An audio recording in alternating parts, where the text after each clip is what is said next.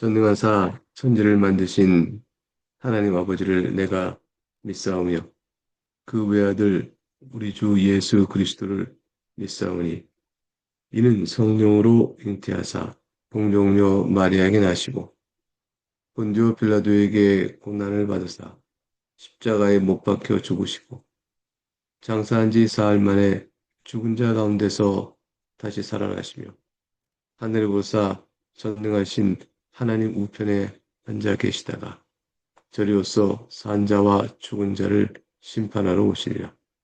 성령을 믿사오며 거룩한 공예와 성도와 서로 교통하는 것과 죄를 사하여 주시는 것과 몸이 다시 사는 것과 영원히 사는 것을 믿사옵나이다. 아멘. 찬송가 28장 2절과 3절을 찬송하겠습니다. 28장 2절과 3절입니다. 시작하겠습니다. 주의 그 신동 받아 이때까지 왔으니 이와 같이 전국에도 이르기를 바라네. 하나님의 품을 떠나 죄에 빠진 우리를 예수 구원하시려 보혈 흘려 주셨네. 주의 귀한 은혜 받고 일생 빚진 자 되네.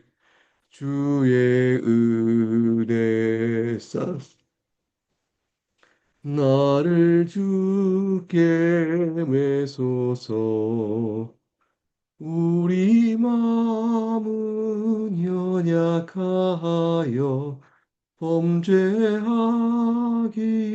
쉬우니 하나님이 받으시고 전국인을 치소서. 아멘. 오늘 살피는 본문의 말씀에 앞서서 잠깐 기도하겠습니다. 하나님 아버지 감사합니다. 오늘 이 아침에도 사랑하는 교우와 함께 주 앞에 나와 말씀을 듣고 기도하오니 우리를 사랑하신 주께서 우리의 기도를 들으시고 말씀의 교훈을 마음에 잘 새기고 살아가는 복된 성도의 시간이 되게 하여 주옵소서. 이 시간을 통해 하나님의 긍휼과 자비를 찬송합니다. 언제든지 주만이 우리의 믿을 자요, 믿을 뿐이요, 하나님만을 바라고 사는 일이 우리 인생의 가장 안전한 요새요, 견고한 산성과 같음을 생각하고 주님을 찬양하고 나아가는 저희 모두가 되도록 주여 도와주시옵소서. 예수님 이름으로 기도합니다. 아멘. 오늘 함께 살피는 주의 말씀은 토요일 본문 역대하 17장 1절과 19절, 그리고 주일 본문 18장 1절에서 27절 두 곳을 보도록 하겠습니다. 본래 저희 교회가 토요일 아침에는 주일 본문을 봅니다. 왜냐하면 토요일 아침 본문은 금요 기도회 때 이미 우리가 살피기 때문입니다. 그런데 어제는 금요 기도회 모임을 갖지 않았으므로 두 곳을 보도록 하겠습니다. 역대하 17장은 여호사밧 왕, 아사의 아들인 여호사밧 왕, 남쪽 유다의 왕의 초기 통치가 어땠는지, 그리고 그로 인해서 남쪽 유다의 영적이며 군사적이며 교육적 상태가 어땠는지를 보는데 굉장히 복된 본문이 나옵니다. 여호사밧이 철저한 개혁을 이루는 놀라운 모습을 보여주죠. 대체적으로 하나님 말씀에 따라 통치를 하였고 또 전체적 나라를 율법으로 무장되도록 개혁을 했으며 그로 인해서 커다란 복을 받은 내용이 17장의 내용의 주요 구성입니다. 어, 17장을 전체 읽지 않고 시간상 요절만 보도록 하겠습니다. 전체 내용은 여러분 개인이 주보에 끼어 있는 말씀 간 채우기로 같이 겸하여 하시면서 읽어보시기 바라겠습니다. 오늘 양이 많기 때문이죠. 보통 우리 같이 쭉 읽는 것이 좋은데 순종적인 통치 세계 3절과 4절의 이제 내용은 요사밭이 에, 하나님 앞에서 큰 칭찬을 받게 되어지는 귀한 모습이 나오는데 그 내용의 요절 3절과 4절 한번 보실까요? 여호와께서 여호사박과 함께 하셨으니 이는 그가 그의 조상 다윗의 처음 길로 행하여 바알들에게 구하지 아니하고 오직 그의 아버지의 하나님께 구하며 그의 계명을 행하고 이스라엘의 행위를 따르지 아니하였습니다. 하나님 말씀입니다. 여호사밧이 다윗의 초기의 그 순수한 신앙을 잘 따랐습니다. 그러니 하나님께서 여호사밧과 함께 해주셨습니다. 이 표현은 너무 복된 표현입니다. 여러분 곳곳에서 주의 사랑하는 모든 자들이 주의 말 순종할 때 성경은 항상 그렇게 표현합니다. 여호와께서 그와 함께 하셨다. 요셉이 이제 출애굽기를 보게 되면 노예로 팔려서 보디발의 집에 가서 또 옥에 갇혔을 때도 하나님께서 그 요셉과 함께 하셨다. 늘 그렇게 표현되어지죠. 예수님께서요 하늘로 오르시면서 내가 너희와 함께 있을 것이라 약속하셨습니다. 주의 이름을 부르는 모든 신앙의 무리요 교회 그리고 여러분 우리 각각에게 주께서 항상 함께 하십니다. 보호하시고 사랑하고 아껴주시는 것이죠. 그래서 우리가 하나님 앞에서 순종의 길로 쭉 가도록 이끌어 주시고 죄악에서 멀어지도록 이끌어 주시며 우리 마음의 소원이 하나님과의 함께하는 그런 임재 안에서 누려지는 그 섬김의 그 화목의 기쁨을 누리게 하십니다. 개인의 신앙 안에서도 하나님께 구하며 하나님의 말씀을 지키는 순종이 하나님과의 화목과 평안과 안정을 누리는 길인 것처럼 우리의 순종이 우리가 하나님과 화목하는 근거가 된다는 뜻은 아니죠. 예수 그리스도 안에서 그 모든 이루어지는데 그리스도에 이루어지는 하나님과 화목의 그 기쁨을 누릴 수 있는 그런 순종입니다. 두 번째는 이제 17장 9절을 보겠습니다. 그들이 여호와의 율법책을 가지고 유다에서 가르치되 그 모든 유다 성읍들로 두루다니며 백성들을 가르쳤더라. 하나님의 말씀입니다. 얼마나 기쁜 말씀인지 몰라요. 하나님의 율법책을 가지고 유다에서 가르쳤는데 두루다니며 모든 전국에서 다 가르쳤습니다. 왕이 레위인과 제사장과 방백들을 파견하는 겁니다. 전국에 가서 하나의 율법책에 따라 백성을 가르치라. 국가 전체가 하나님의 말씀에 따라 순종해가는 축복된 모습을 보여주고 있습니다.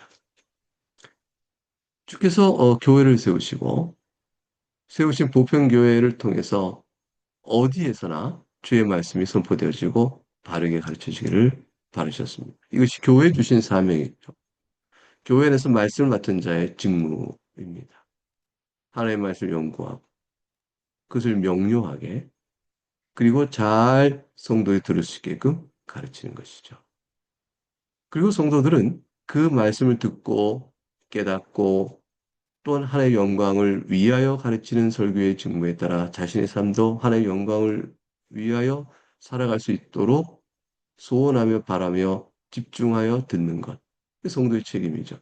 그래서 전국적으로 전 교회적으로 가르친 자와 또 듣는 자가 오직 하나님만 높여드리는 그럴 수 있는 모든 그 가르침의 내용의 핵심에는 하나님의 말씀이 있습니다.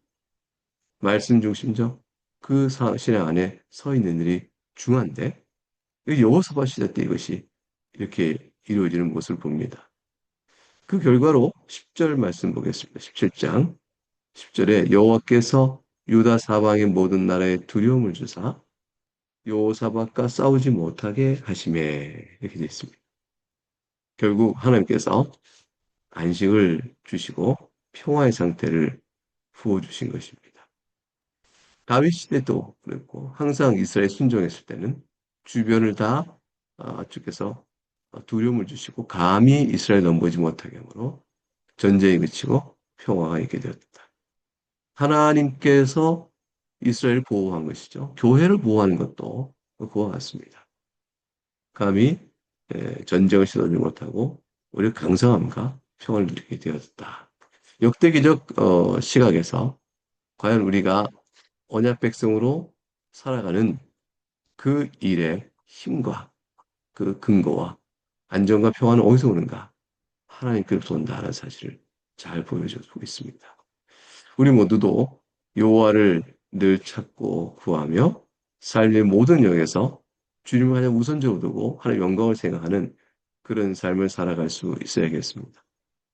우리 안에 있는 어떤 우상 같은 것, 탐욕과 정욕, 그것으로 인해서 하나님의 말씀을 저버릴 일이 없도록 우상 숭배의 어떤 영적 산단 같은 것, 푸른 나무 같은 게 우리 마음에 있으면 뽑아내야겠습니다. 그리고 전심으로 하나님을 섬겨가는 믿음의 태도가 우리에 있기를 바랍니다. 네, 그리고 이를 위해서 하나님의 말씀에 비추어 우리를 봐야 되는 것이죠. 그러니까 하나님의 말씀을 읽고 생각하고 오늘 이렇게 여러분 모였는데 우리 모임이 이렇게 복되고 아름다운 것입니다. 이 말씀을 통해 우리를 살펴보고 부모가 먼저 배우고 자녀에게 가르치는 그런 신앙의 대물림이 있어질 수 있도록 우리가 늘 주 앞에서 말씀 앞에 나가는 일들을 게을리하지 않고 그래야겠습니다. 그러면 그러고 나서 모든 범사를 주께 맡기는 것이죠. 하나님께서 보호하시고 하나님 그의 뜻 가운데 우리를 지키시라. 미래의 어떤 불안감, 이 불확실성, 여기 모든 것들에 대해서 우리가 하나님의 말씀을 의지해야 합니다.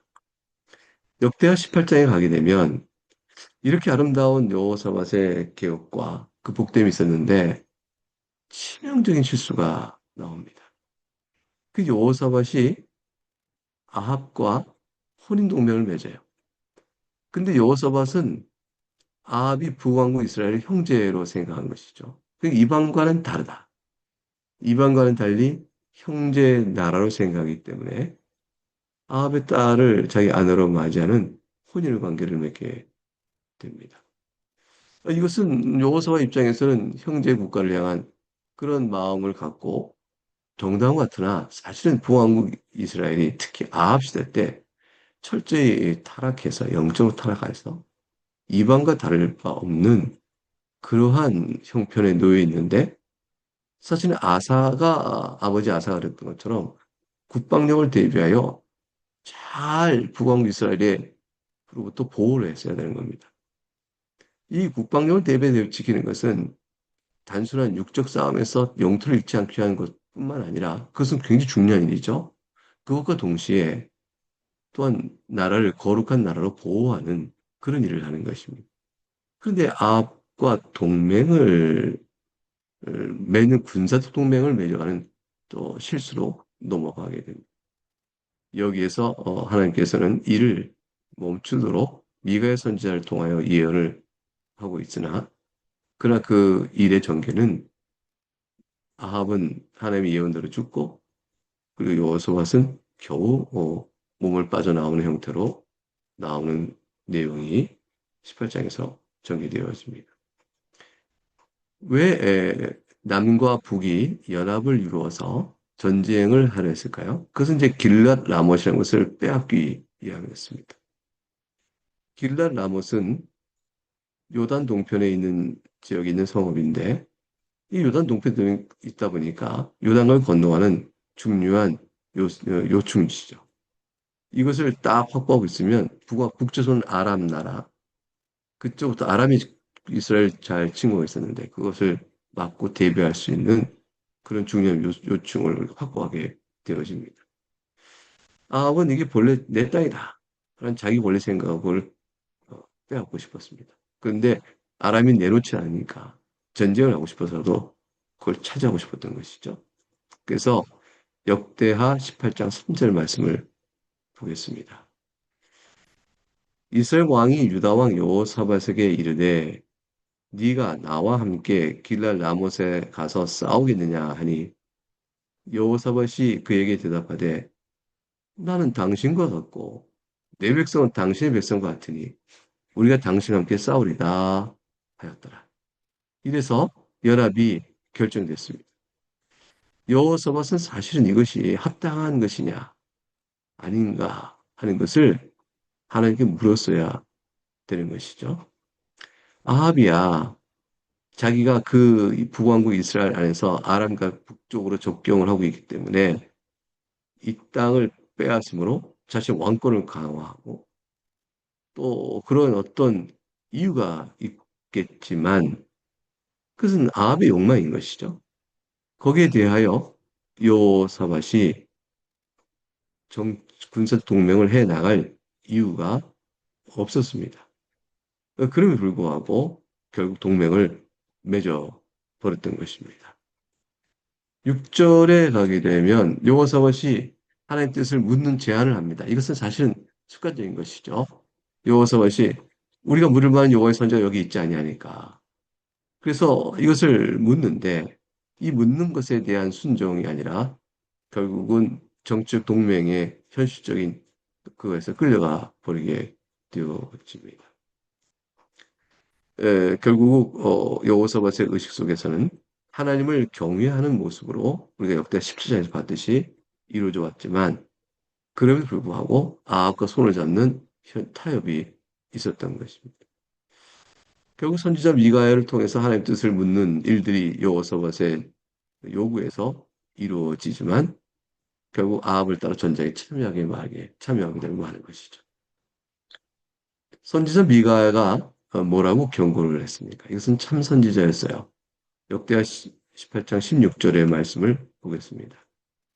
그가 이르되 내가 보니 온 이스라엘이 목자 없는 양같이 산에 흩어졌는데 여호와께서 이르시되 이 무리가 주인 없는 양같이 각기 평안히 그 집으로 돌아갈 것이라 하셨나이다. 하나님 말씀입니다.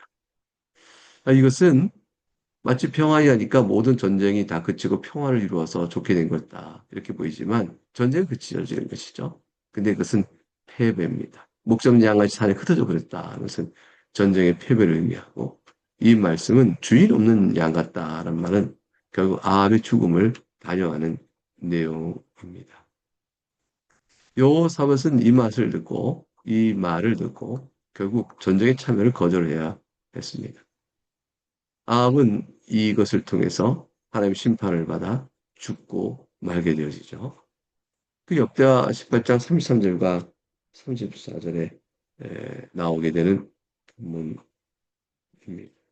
결국 그 뒤에 가게 되면 역대하에서 아합이 죽으면 끝나는 것은 나오게 되어집니다.